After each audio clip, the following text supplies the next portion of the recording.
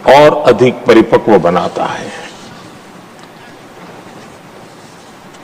मुझे विश्वास है उपसभापति जी का नया कार्यकाल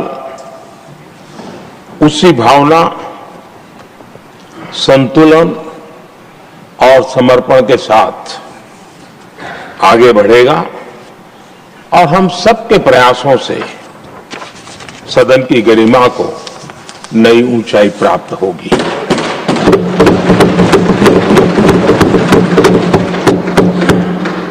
आदरणीय सभापति जी, हरिवंश जी का जन्म जेपी के गांव में हुआ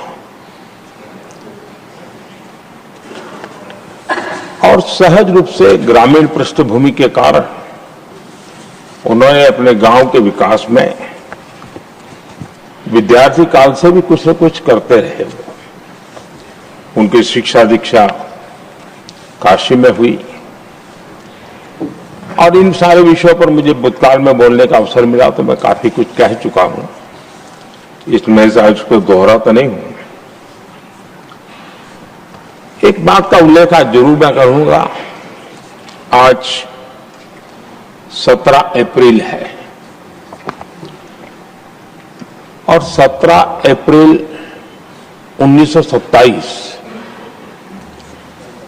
हमारे पूर्व प्रधानमंत्री चंद्रशेखर जी की जन्म जयंती भी है।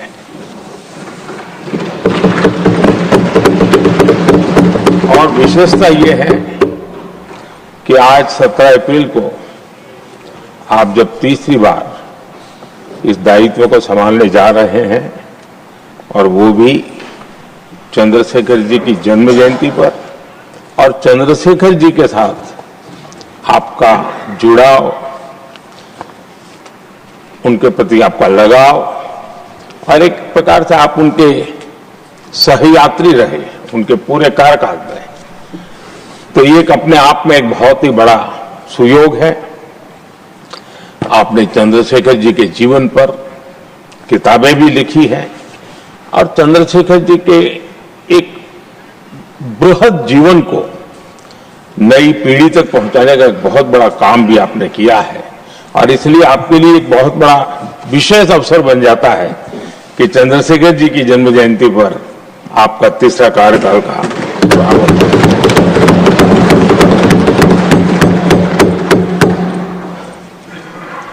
हरिवंश जी का सार्वजनिक जीवन केवल संसदीय कामों तक सीमित नहीं रहा है।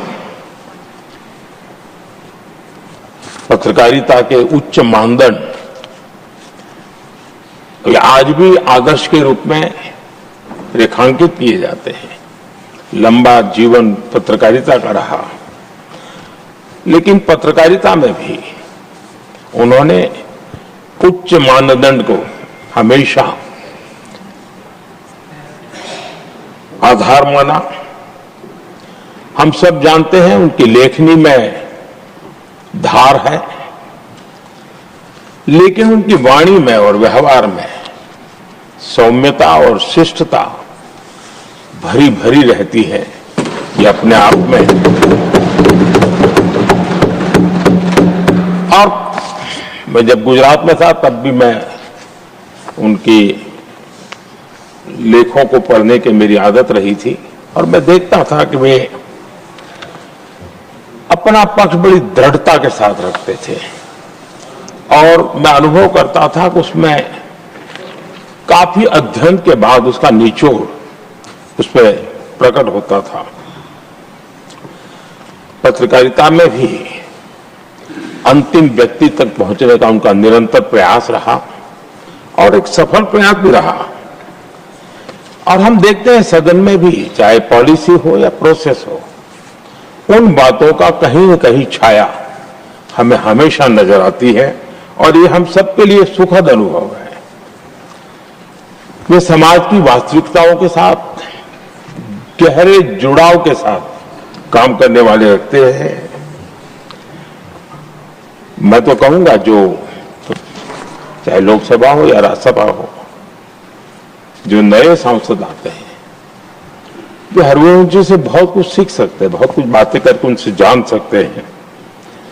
क्योंकि जब वो पत्रकारिता में थे तो उनकी एक कॉलम चलती थी, हमारा सांसद कैसा हो, हमारा पार्लियामेंट मेंबर कैसा हो। तब उनको शायद पता नहीं होगा, कभी उनको भी बैठना पड़ेगा, लेकिन वो लिखते थे और वो बातों में बहुत ही व्यापकता रहती थी।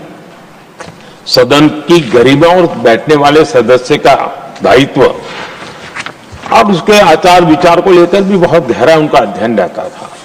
और उन बातों का उपयोग आज हमारे सदन के साथी उनके साथ बैठ करके बहुत कुछ जान सकते, सीख सकते हैं।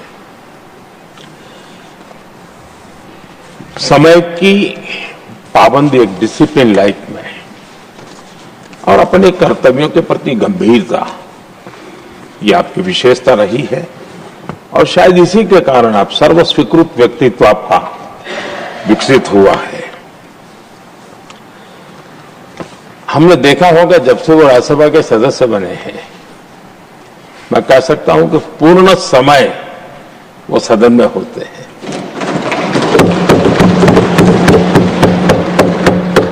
सभापति जी की अनुपस्थिति में सदन को संभालने का काम तो करते ही हैं, लेकिन बाकी समय भी